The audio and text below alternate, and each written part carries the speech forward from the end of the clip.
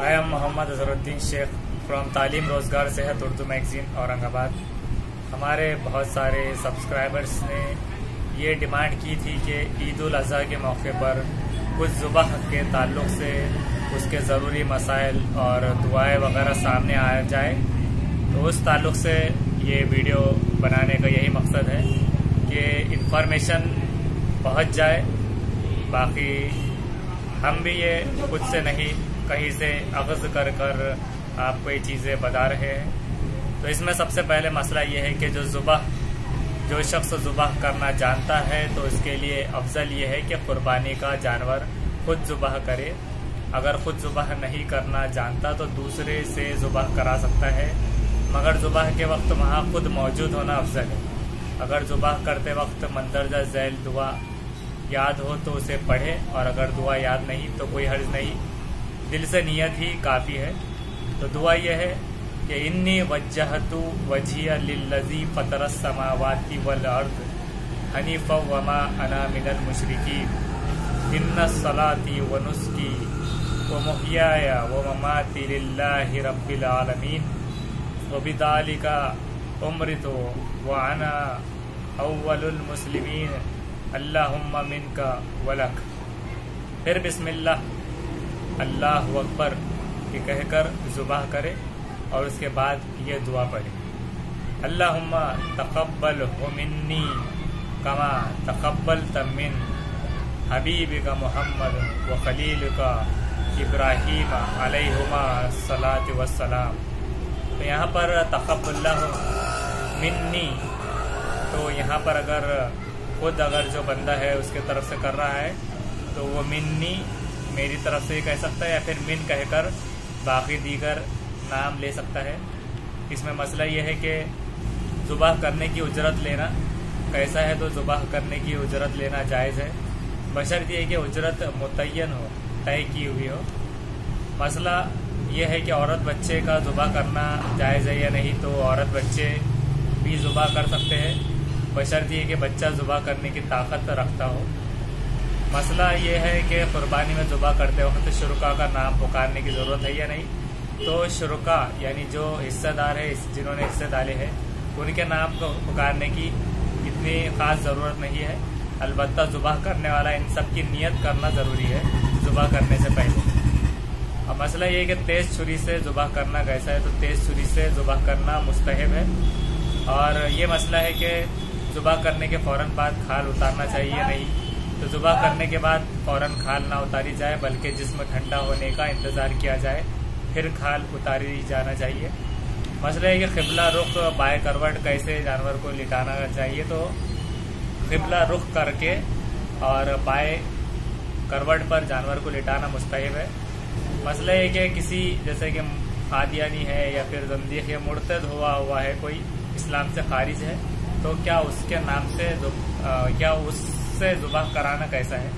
تو مرتد، قادیانی اور زندیق ان کا جانور قربان کرنا حرام ہے. تو ان سے قربانی کے موقع پر یا کسی اور جانور کا ذبح کرانا کہ آپ کر کے دیجئے حرام ہے. اب بات کرتے ہیں تکبیرات تشریق کی. تو تکبیرات تشریق یہ ہے: اللہ اکبر اللہ اکبر لا الہ الا اللہ اللہ اکبر وللہ الحمد. تو یہ تکبیر تشریق ہے. اور 9 ذی الحجہ کی فجر سے لے کر 13 ذی الحجہ کی عصر تک 5 دنوں میں تکبیر تشریق کی خاص تاکید اور فضیلت ہے. ارشاد باری ہے: وَاذْكُرُوا اللَّهَ فِي أَيَّامٍ مَّعْدُودَاتٍ، جس کا مطلب یہ ہے کہ یاد کرو اللہ کو گنتی کے دنوں میں. سورہ بقرہ کی یہ آیت ہے. اس کے علاوہ ابن شہاب زہری فرماتے ہیں کہ رسول اللہ صلی اللہ علیہ وسلم سب ایام تشریق کے دنوں میں تکبیر پڑھتے تھے. اور حضرت عبید بن عمیر سے روایت ہے، وہ فرماتے ہیں کہ حضرت عمر عرفہ 9 ذی الحجہ کی فجر سے ایام تشریق کے آخری دن عصر کی نماز تک تکبیر تشریق پڑھتے تھے. انز الاعمال کی یہ روایت ہے. اسی طرح حضرت امام محمد سے روایت ہے، وہ فرماتے ہیں کہ ہمارے شیخ امام ابو حنیفہ رحمۃ اللہ علیہ سے ہم نے اور وہ حضرت حماد سے اور حضرت ابراہیم ناقعی سے وہ حضرت علی سے روایت بیان کرتے ہیں کہ حضرت علی عرفہ 9 ذی الحجہ کی فجر سے ایام تشریق کے آخری دن عصر کی نماز تک تکبیر تشریق پڑھتے تھے. کتاب الآثار. اسی وجہ سے ہمارے فقہا کے نزدیک تکبیر تشریق 9 ذی الحجہ کی فجر سے لے کر 13 ذی الحجہ کی عصر تک ہر فرض نماز کے بعد ایک مرتبہ پڑھنا واجب ہے. تکبیر تشریق کے کچھ مسائل. یہ تکبیر ہر فرض اور جمعے کی نماز کے بعد عورت، مقیم و مسافر، حاجی وغیرہ، حاجی تنہا بھی ہو تو تب بھی، اور ہر جماعت سے نماز پڑھنے والے ہر ایک پر واجب ہے. اور مسبوق ولا حق مقتدی پر بقیہ نماز سے فراغت پر تکبیر کہنا واجب ہے. احتیاط کا تقاضا یہ ہے کہ عید الاضحیٰ کی نماز کے بعد بھی تکبیر تشریق پڑھی جائے.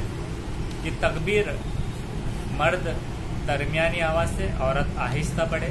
بہت سی خواتین مرد حضرات یہ تکبیر نہیں پڑھتے، حالانکہ ان کا پڑھنا واجب ہے.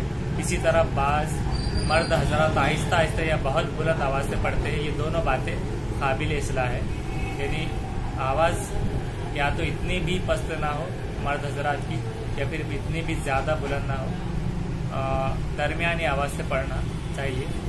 فرض نماز کے سلام پھیرنے کے بعد فوراً بعد یہ تکبیر پڑھنی چاہیے. سلام کے فوراً بعد اگر کوئی تکبیر پڑھنا بھول جائے تو اگر نماز کے خلاف کوئی کام مثلاً بات چیت نہیں کی اور یاد آ گیا تو تکبیر کہہ دینی چاہیے. اسی طرح سے ایام تشریق کی کوئی فوت شدہ نماز اسی سال ایام تشریق کے اندر ہی قضا کرے تو اس نماز کے بعد بھی یہ تکبیر کہنا واجب ہے. البتہ اگر ایام تشریق سے پہلے کی کوئی نماز ان دنوں میں ادا کرے یا ایام تشریق کی فوت شدہ نماز ان دنوں کے گزر جانے کے بعد قضا کرے تو تکبیر نہ کہے. اگر کسی نماز کے بعد امام یہ تکبیر کہنا بھول جائے تو مقتدیوں کو چاہیے کہ فوراً خود تکبیر کہہ دے، امام کے تکبیر کہنے کا انتظار نہ کرے. اس کے علاوہ بھی اگر کچھ انفارمیشن رہی تو انشاءاللہ ہم ضرور اسے اپڈیٹ کرنے کی کوشش کریں گے. Thank you very much.